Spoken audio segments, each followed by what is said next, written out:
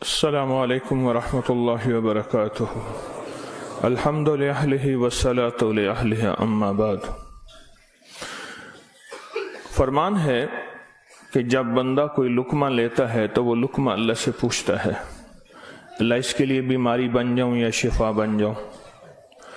تو اگر اللہ کا امر ہوتا ہے تو وہ لقمہ، وہ گھونٹ، وہ دانہ شفا بن جاتا ہے، اور اگر اللہ کا امر نہیں ہوتا تو وہ بیماری بن جاتا ہے۔ گھر میں ایک ہی کھانا سب نے کھایا، ایک بیمار ہوا باقی بیمار نہیں ہوئے، کہنے والوں نے کہا فلاں کھانا کھایا تھا بیمار ہو گیا، تو اگر کھانے میں بیماری تھی تو سب کو ہونی تھی۔ اس کو امر ہوا تھا کہ اس کو یہ بیماری ہو جائے، اوپر سے عرش سے فیصلہ ہوا تھا۔ پھر یہاں تک ہے کہ یا اللہ یہ لقمہ پوچھتا ہے میں سانس کی نالی میں جاؤں یا غذا کی نالی میں جاؤں، اور اگر وہ سانس کی نالی میں چلا جاتا ہے وہی سانس انسان کو اٹک کے موت کا ذریعہ بن جاتا ہے۔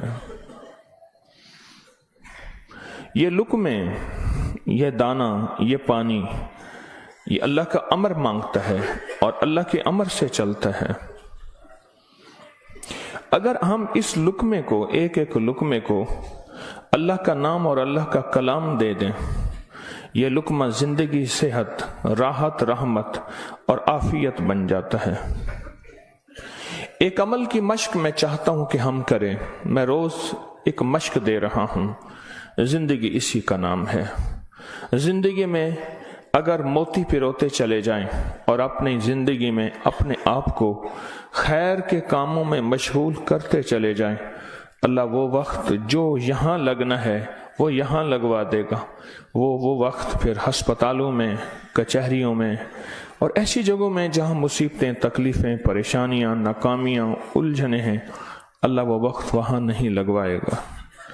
ایک چیز جو میرا پرانا عمل ہے، جو میں آپ سے عرض کر رہا ہوں، کھانے کے دوران 7 بار سورۃ فاتحہ، بڑی مشکل سے مجھے ملا، اس کے لیے مجھے کتنے جتن کرنے پڑے۔ جس بندے کے پاس یہ عمل تھا وہ دیتا نہیں تھا۔ کیا کیا، 2020 کے رمضان میں جب میں حویلی میں تھا تو اس کی ریکارڈنگ ہے، جو میں نے تھوڑی تھوڑی اس کی بیان کی ہے کہ اس کے لیے مجھے کیا کیا دھکے کھانے پڑے، ٹھوکریں کھانی پڑی۔ میں نے ایک دانشور کا ایک قول پڑھا تھا، مجھے بڑا اچھا لگا۔ اس نے کہا کہ جو بندہ کوئی چیز دھکے کھا کے، ٹھوکریں کھا کے حاصل کرتا ہے اور جب عروج تک پہنچتا ہے تو اس کے سامنے 2 راستے ہیں۔ اس معاشرے نے میرے ساتھ مجھے ٹھوکریں ماری تھیں، لہٰذا ان کو ٹھوکریں مارو، اور ایک راستہ یہ ہے کہ انہوں نے مجھے ٹھوکریں ماری تھیں، میں انہیں ٹھوکریں نہ ماروں۔ 2 راستے ہوتے ہیں۔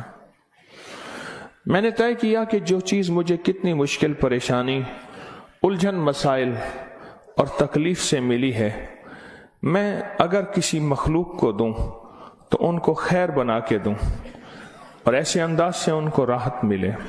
کوشش ہے، دعوت تو نہیں کر سکتا۔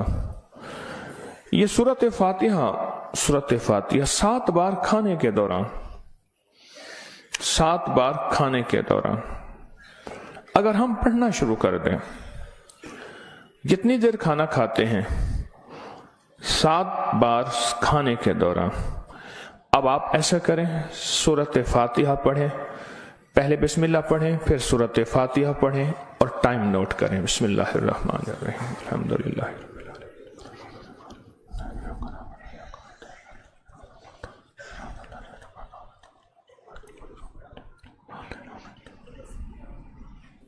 جی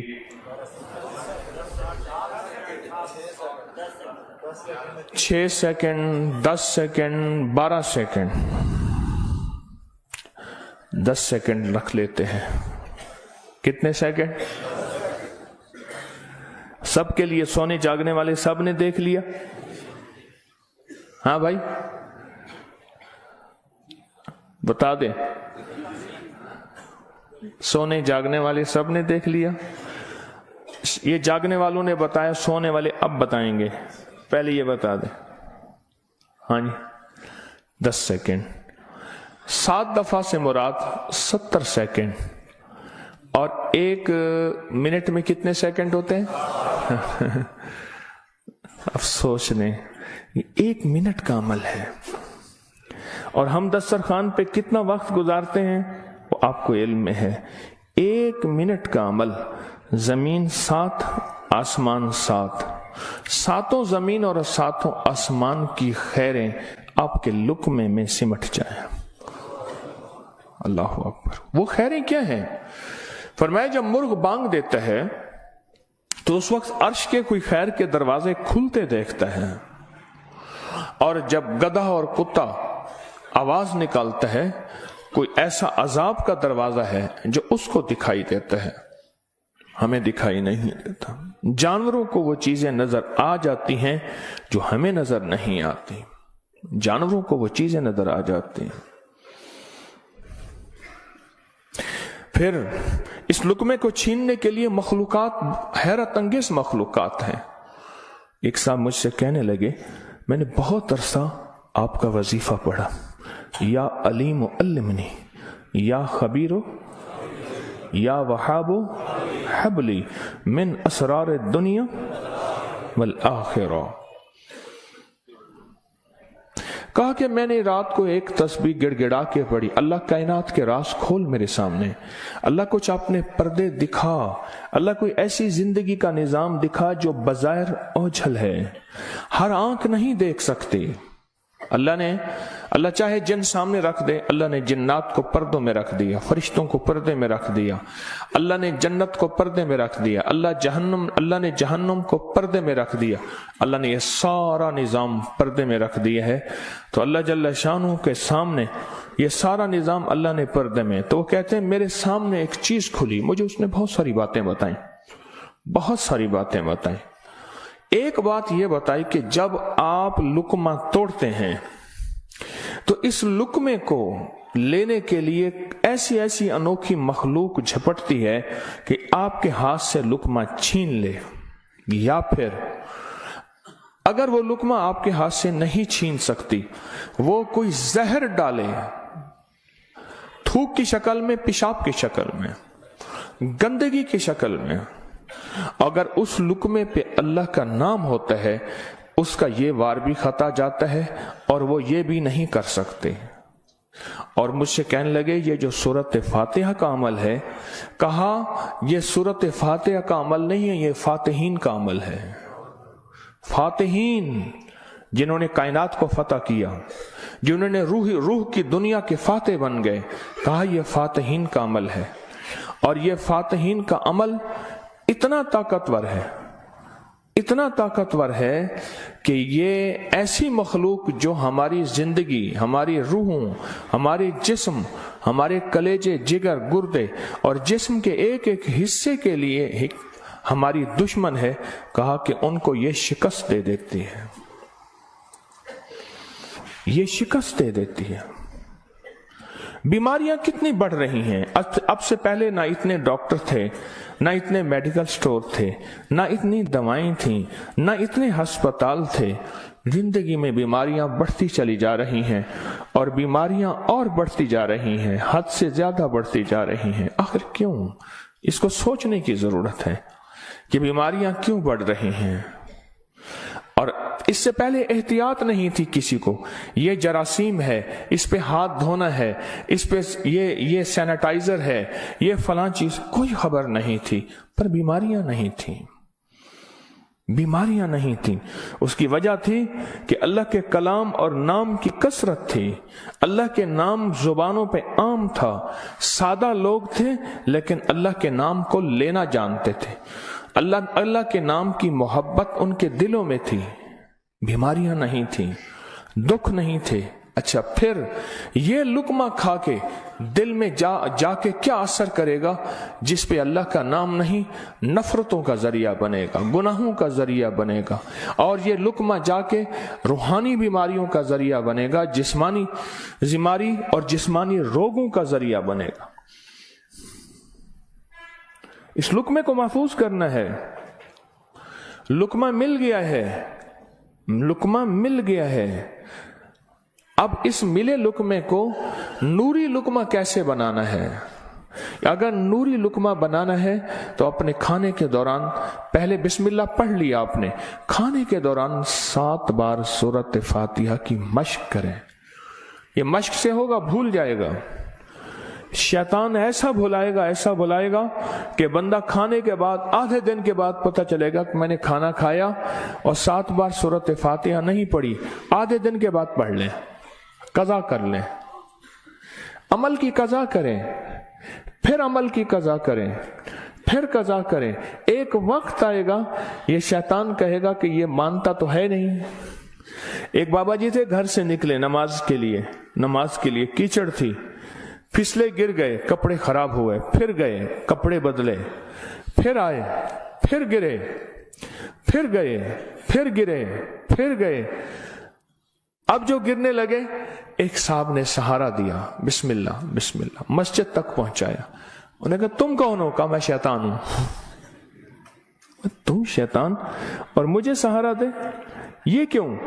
کہا جب آپ پہلی دفعہ گرے تھے اور آپ نے اپنا عزم نہیں توڑا تھا، آپ نے کہا تھا نہیں میں نے مسجد میں جانا ہی جانا ہے، اللہ نے آپ کی مغفرت کر دی تھی. جب دوسری دفعہ گرے اور عزم نہیں توڑا، اللہ نے آپ کے گھر والوں کی مغفرت کر دی تھی. جب تیسری دفعہ توڑا یعنی گرے اور عزم نہیں توڑا، اللہ نے پڑوس کی مغفرت کی تھی. اب میں نے کہا اگر چوتھی دفعہ گرتا ہے کہیں اور فیصلہ نہ ہو جائے، اس کو یہیں سنبھال لو، اس کو یہیں سنبھال لو. بھلا دے گا، پتہ ہی نہیں چلے گا. قضا کریں، پھر قضا کریں، پھر قضا کریں.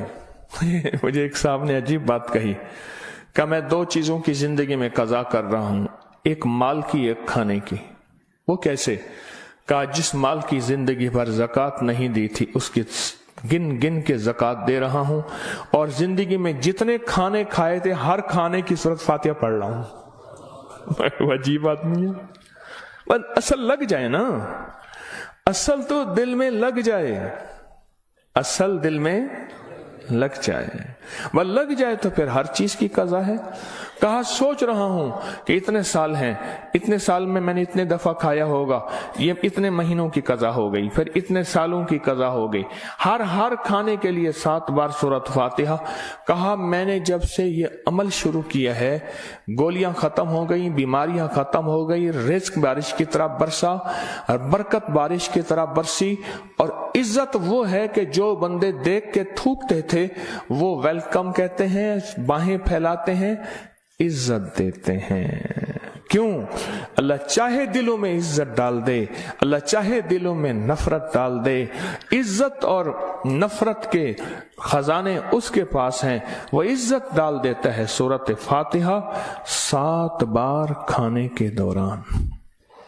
اس کی مشق کرنی ہے، اس کی مشق کرنی ہے. ہاں چیزیں مشق سے ہوتی ہیں. میں چوراہوں پہ کھڑا دیکھتا ہوں، ڈھول والے کھڑے ہوتے ہیں، پیلا چولا پہن کر، کپڑے پہن کر ڈھول بجا رہے ہوتے ہیں. میں نے اس دن بیٹے کو کہا، میں کہ بیٹا دیکھو یہ فارغ نہیں کھڑا، یہ اپنے ذکر میں لگا ہوا ہے. کر ہر دم ذکر الہی، ہوئے دل دی دور سیاہی، یہ لگا ہوا ہے. وہ فارغ نہیں کھڑا، ڈھول بجا رہا ہے، مشق کر رہا ہے. ہمارے ہاں ایک، میں موچی کی دکان پہ گیا، اس کا بچہ جو ہے نا کیل ٹھونک رہا تھا، ایسے ٹھونک رہا تھا کہ میں کہا کیل ضائع کر رہا ہے. اس نے کہا جی یہ کیل ٹھونک رہا ہے، اس نے جوتی پہ کیل لگانے ہیں، یہ اس کی مشق کر رہا ہے کہ کیل کو کیسے ٹھوکا جاتا ہے. آج ٹیڑھا کرے گا، سیدھا کرے گا، کل کو انشاءاللہ سیدھا ہو جائے گا. زندگی میں مشق ہوتی ہے، کرتے کرتے کرتے کرتے ایک وقت آتا ہے کہ انسان اس فن کے اندر کمال، پھر جب کمال ہوتا ہے، کمال حاصل ہوتا ہے، پھر کہتے ہیں کسب کمال کن عزیز جہاں شوی. دنیا میں جینا ہے سورۃ فاتحہ کے لقمے کے ساتھ جینا ہے، سورۃ فاتحہ کے کھانے کے ساتھ جینا ہے، اور سورۃ فاتحہ کے رزق کے ساتھ جینا ہے، اور سورۃ فاتحہ کو زندگی میں شامل کرنا ہے. اور سورۃ فاتحہ ایسا شامل، ایسی کہ یوں لقمہ ہو، بسم اللہ کے ساتھ سورۃ فاتحہ شروع ہو جائے. پھر آپ دیکھیں صحت اپنی، فٹنس، تندرستی، خوش خوراکی، غیب سے دسترخوان وسیع، غیب سے برکت کے خزانے، غیب سے لطف و کرم اور عطا کے خزانے. کیوں؟ جو سارے قرآن میں ہے وہ ساری سورۃ فاتحہ میں ہے، اور جو ساری سورۃ فاتحہ میں ہے وہ ساری ایاک نعبد، اور ساری جو ایاک نعبد میں ہے وہ ساری کی ساری بے میں ہے، اور جو ساری بے میں ہے وہ اس کے نقطے میں ہے. یہ حضرت علی کا فرمان عرض کر رہا ہوں. آپ سورۃ فاتحہ پڑھ کے کھانے کو مزیدار کر رہے ہیں، آپ سورۃ فاتحہ کر کے کھانے کو محفوظ کر رہے ہیں، آپ سورۃ فاتحہ کر کے اللہ سے مزید کھانے مانگ رہے ہیں، آپ سورۃ فاتحہ پڑھ کے اللہ کے خزانوں سے رزق کے دروازے کھلوا رہے ہیں، آپ سورۃ فاتحہ پڑھ کے رزق اور وسعت کے دروازے نہیں نسلوں کے لیے بھی کھلوا رہے ہیں، نسلوں کے لیے. کتنے لوگ ایسے ہیں خود سفید پوشی کی زندگی گزار کے جاتے ہیں، نسلوں کے لیے وسعت کے دروازے کھلوا کے جاتے ہیں. کچھ ایسے ہیں خود تونگری کی زندگی گزار کے جاتے ہیں، نسلوں کے لیے غربت کے دروازے، فقر کے دروازے، مفلسی کے دروازے، دھکوں کے دروازے، در در کی گدائی کے دروازے اور قرضوں کے دروازے، حالات کی مشکلوں کے دروازے کھلوا کے جاتے ہیں. سورۃ فاتحہ پڑھنے والا اپنے لیے بھی اور اپنی نسلوں کے لیے رزق اور وسعت کے دروازے کھلوا کے جاتا ہے.